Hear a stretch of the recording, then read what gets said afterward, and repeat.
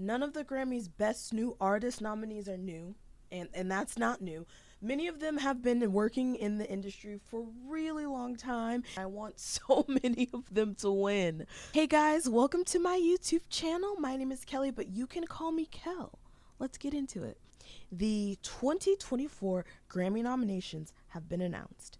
And I love award shows. I love award seasons. I love any event where somebody's getting a tiny trophy or a plaque or a certificate. I'm there and I'm in the front row and I'm crying. I just love the idea of people getting recognized for their hard work and having people there to applaud them. I love awards. I love award season. And the Grammys for me obviously are like the awards. It's the Grammys and the Tonys. That's pretty much the only two award shows that I without fail always follow from year to year. I can just imagine what it's like to be working so hard and to go to bed one night and you're just you. And then you wake up the next morning and now you are Grammy nominated you. That's so amazing. And I'm sure there's certain artists that are used to the routine like clockwork. Everything they put out gets nominated for an award. They have so many Grammys like Beyonce and Drake and Taylor Swift. So the categories like Record of the Year and Song of the Year and Album of the Year tend to be by names that we know. Names that are really familiar to us and to the Recording Academy. So my favorite award, personally, is the Best New Artist Award. It's the most heartwarming category by far, but also the most confusing one. And I've noticed this recently, especially like each year, the nominees kind of have like a different vibe. Like you know, like when you cook something once and then you try and you do something special one time and it's really good, but you don't know what you did, so you just kind of try something new every time you cook. That's the Best New Artist nominee pool. Last year there were 10 nominees, and every year it's really different. And I think that shows us how kind of like a moving target every year. And I remember years past, there would always be maybe one or two people that would be really confusing. Like, how are you a new artist? I think the year Ed Sheeran got nominated, everyone was confused. Meghan Trainor, she won that year and everyone was like, you have so many hot songs. Like, how are you a new artist? Clearly, I was not the only one confused. In 2020, the Academy updated the requirements for the Best New Artist nomination. Before the rule change in 2020, the way to be disqualified or not eligible to be nominated for Artist of the Year, you'd have to have released over 30 songs or 3 albums. And now there's no real maximum number of releases that you can have to be nominated in this category. The only thing that can really stop you from being nominated for Best New Artist is previously winning a Grammy.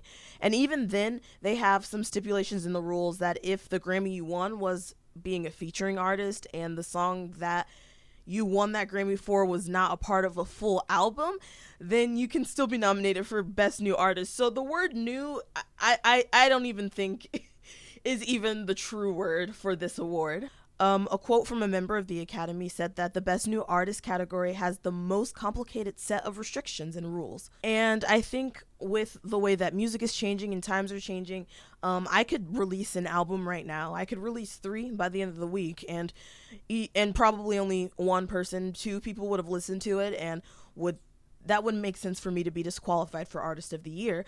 But then at the same time, 3 albums that I'm self-producing on Spotify looks very different than 3 albums produced by a record label with a machine behind it. So there's lots of case-by-case studies, and that's why every year the group looks different. As years progress, I'm sure the rules are going to change more and more. So currently, right now, today, the Academy describes the Best New Artist category defined as an artist whose eligibility year release achieved a breakthrough into the public consciousness and notably impacted the musical landscape. So basically, you had a really good year. The award is if you have been working for a really long time and you finally did it, here's your Grammy. That's basically what it is. So I say all this to say is that this specific group of Best New Artists Grammy nominees have been working for a really, really, really long time. So while it is really, really exciting that they are nominated for the Grammy, they are anything but new. Starting with the artists that have been working the longest. The War and Treaty. They are a duo, husband and wife duo. And the wife, her maiden name, Tanya Trotter, was in Sister Act 2. Back in the Habit. She was back in the Habit before I even got into the Habit. That movie came out in 1993. The duo has worked solo and changed their name a couple times, but now they have been solidified as a duo. Their first duo album came out in 2016. Out of all the nominees, the Warren Treaty have been working in the industry the longest. Ice Spice started releasing tracks in 2021, so she actually had a pretty quick rise to fame, and she is the youngest of all the nominees on this list. The second youngest is Gracie Abrams, and there always is one. She's a Nepo baby. I think J.J. Abrams is her dad. So her first EP came out in 2020. But in my research, I saw a lot of her fans reacting to her getting the Grammy nomination, and it's so sweet. It seems like she has a really strong community, a really good fan base, so I love that for her. Fans' reactions were really, really cute, and they were really sweet. Noah Kahan's reaction to finding out that he was Grammy nominated. It gave me the feels. It gave me the feels. Noah Kahan is 26, and he released his first album in 2016. And I just have to play the reaction of him finding out that he was nominated for Best New Artist. Yes! Let's go! Oh my God! Does that not give you the feels? It gives me the feels. And while we're in our feelings, this next artist had everyone on social media in their feelings last week. Jelly Roll. A word that I didn't think I'd be saying on this channel ever, but I'm going to tell you about Jelly Roll right now. His first album, he sold out of his car. He started releasing music 20 years ago. He released 10 hip-hop albums, made the complete switch to the country music genre, and then won the Best New Artist Award at the CMAs this year. His acceptance speech has been going viral, and I just gotta hear it again. I got 1,000 people to thank you, but most importantly, my Lord and my wife. I love you so much. You changed my life, baby. But most importantly, there is something poetic about a 39-year-old man winning New Artist of the Year. I don't know where you're at in your life or what you're going through, but I want to tell you to keep going, baby. I want to tell you success is on the other side of it. I want to tell you it's going to be okay. I want to tell you that the windshield is bigger than the rearview mirror for a reason, because what's in front of you is so much more important than what's behind you. Let's party, Nashville! The entertainment industry in general is very small, and it is very hard to break into. And then you put on top of that you just want to be in the music sector, and then you put on top of that you want to be a performer, and you have so many obstacles to face. And I think that it was really cool for him to recognize that during his speech. It was a really good speech. There's so many moving parts in the music industry that you can even break into the industry but not even get to be an artist. You can get stuck and be pigeonholed as a writer. There are a couple of writers on this nominee list, but to name one, Fred again. He co-produced and co-wrote a couple of albums. The first two albums that he co-wrote and produced came out in 2014, and he became prominent as a songwriter and a producer. He worked for almost a year producing tracks for people like Ed Sheeran, Rita Ora, and other big names. But he didn't release his first solo project until 2021. And speaking of really, really hardworking writers that are nominated for Best New Artist, Victoria Monet, Victoria Monet, Victoria Monet, Victoria Monet, Victoria Monet, Victoria Monet. If you live in the universe that I live in, that's always on Twitter, people have been pissed for years. Like, literally all I would see online about Victoria Monet was her fans being pissed off because she was not getting the recognition that she deserved. And so that was my introduction to her. Victoria Monet's debut EP, Nightmares and Lullabies, came out in 2014. So she is a writer that has been writing for other people and simultaneously putting out her own work. Her dancing is very good. It's very good dancing. She wrote Thank You Next, which was Ariana Grande's first #1 single. They're actually really good friends. And all of that, she is an amazing artist, singer, songwriter, mother, wife. The thing that really made me a Victoria Monet stan was the poetry in her writing. The line might be too fine to hit it from behind. We love a performer. We love a girl that can put on a show. And she's not the only one in this nominee category that can put on a show, because you know who's been all around everywhere putting on shows left and right? Coco Jones. She just finished her tour for her EP. She's been performing. She's a great performer. I love Coco Jones. I saved her for last because I want to talk about her the most in this video. I think she came into the scene with Disney Channel's Next Big Thing. That was in 2010. Then she was on Disney Channel here or there. And the work that she's gotten all of these nominations from is her 4th EP. So she has yet to even release a full studio album, but she's been working her butt off. I've been following Coco Jones for a while now. From a perspective of somebody who's just been watching her for a really long time, to get to see the fruition of a lot of the things that she's been doing is just amazing. She started out Disney Channel. She did Next Big Thing. And I remember being a kid watching Disney Channel, just wanting to be on Next Big Thing, not even knowing how to do that, like who to call, who to email. Like didn't know how people got discovered. And I remember wanting inside me every day when I would watch these Next Big Thing videos, like wishing and hoping and praying that it would be me. But it was not me. It was Coco Jones. And it was her, and it was Chloe and Halle. It was all these people that are still around now, but if you notice, they weren't Miley Cyrus's, they weren't Ariana Grande's, these people that had these long, consistent careers from child stardom and pivoted and went directly into being in the limelight. They were certain artists that were child stars that weren't catered as well as others. And Coco Jones was one of those. A couple years ago, a lot of people were thinking, like, what happened to Coco Jones? Or where is Coco Jones? And, like, what is she doing? Because the question is basically, what happened? The talent we all knew was there. And we just kind of assume when you see a Disney Channel star that they're not going to disappear, that they're going to keep having that machine behind them, and that you're just going to keep seeing them pop up in places. And that didn't happen for her. One day, I live on Twitter. I get my news from Twitter. One day, there was this tweet circulating that was just like, what happened to Coco Jones? And Coco saw it.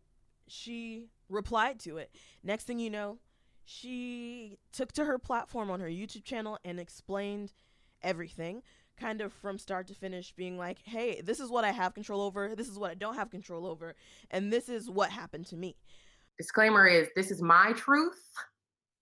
This is what happened in my world. I'm not calling no one else out.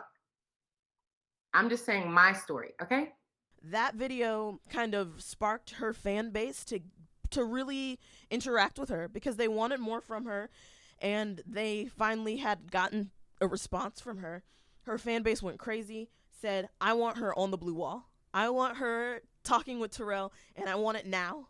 Next thing you know, she's on Terrell's show, The Blue Wall. That's where I find a lot of my artists. I don't watch traditional television because I don't pay for cable. So I watch a lot of YouTube, and I watch Terrell like it is the morning show. Like, I watch Terrell like it is Good Morning America. And when I saw her on the show, I was like, oh, great. I love Coco Jones. Didn't think anything of it. It was one of my favorite episodes. The chemistry was great, and it was fun. Going about my life, find out that Tea and Coco is going to be a show. At first, they only cooked. I'm actually going in my brain thinking I didn't even realize how many episodes of Tea and Coco there are. There's probably a lot. So Terrell and Coco Jones start a show together, Tea and Coco. I love that show. That was a show for me that has a special place in my life. Tea and Coco meant a lot to me because they were just a pair of best friends, and I missed my friends. I was always moving, and I never had a friend that lived in the same city as me to do dumb stuff with, like burn food and forget to put yeast in donuts and to ride horses and stuff. Like, I didn't have a friend in town to do that, so I was living vicariously through them. And then so it went from where is Coco Jones to where is Tea and Coco, because then Terrell and Coco got so busy that show got put on hold and nobody knew why. And then I turn on my TV to watch The Office, and I see Coco Jones is in the Fresh Prince of Bel-Air reboot. I was like, Coco Jones acting again? Like, she's singing again and she's acting again? I was really excited. I was really happy for her, just knowing how she spoke on Terrell's show and on Teen Coco about wanting to get more acting, wanting to do more things, knowing that she had all these abilities that she kind of showcased on this YouTube channel for fun that was not getting showcased in any other legitimate, Hollywood work. So she got cast in Bel-Air. Somewhere between that and now, she got signed to a record label. And whoever her team is, and I say this because she said it too, they're a machine. I see Coco Jones everywhere, and I know that I'm the target demographic because I am a black female that is in her 20s. But I mean, she's doing interviews, she's performing. She's performed ICU so many times. She's busy. She's booked and busy. I see her working her butt off, and then she got 5 Grammy nominations. 5, not 1, 5. That's amazing. So I'm rooting for Coco Jones. I'm really rooting for all of the nominees because I can just only imagine how hard it was for you to get to this point. But yeah, I'm rooting for Coco Jones. Of all the list of all the artists here, her music is the music I listen to the most. Her EP is an EP that I can just press play, set my phone down, and not have to worry about, oh, I hate that song, I have to skip it. It's really good. I like her music, and I hope that she wins some Grammys. I really like her EP. I couldn't pick a favorite song, but if I had to, if you asked me to, it would be ICU. And I know that sounds basic, but I promise you I liked it before it was the single. I don't even think it was marketed as the single. I think it just took off from social media. I gotta show love to ICU. It's a great track. I really like the production of it, and I love her voice in it. And I checked it, and she has writing creds on it. So it's nice that she was a part of the writing process for this song. This is just one of those awards where I know it sounds cheesy, but it's really just true. It's an honor to be nominated. It's recognition that your years and years of work is starting to pay off in a commercial way and on a larger scale. And because of the rules of the category and because of just how award shows work by nature, it's going to be really hard to pick a winner. But when it comes to Best New Artist, the nomination just shows that you have some really great stuff coming up. Britney Spears, Kanye West, Taylor Swift, Jasmine Sullivan, Drake, Justin Bieber, Nicki Minaj, J. Cole, Frank Ocean, Kendrick Lamar, SZA, Chloe and Halle, Her. All of these artists were nominated for Best New Artist, and they didn't win. They've gone on to make so much great music, to make so much good art. Even some of them have gone on to win other Grammys later. Some of them won other Grammys that night. So obviously it's a huge accomplishment just to be nominated. And I can only imagine the hard work it takes to get to the point where you wake up one day and you are nominated for a Grammy. The mental fortitude that it takes to endure the ups and the downs, it's a lot of hard work. And I hope it encourages you to never give up on doing what you truly love, because you never know what's going to happen. You never know how far believing in yourself is going to take you. I mean, I'm here on this YouTube channel because I believed in myself. I told my brain that I should make a video to possibly inspire some future Grammy Award winners. So I hope that you are telling your brain that your art is award winning and you should be making some more of it.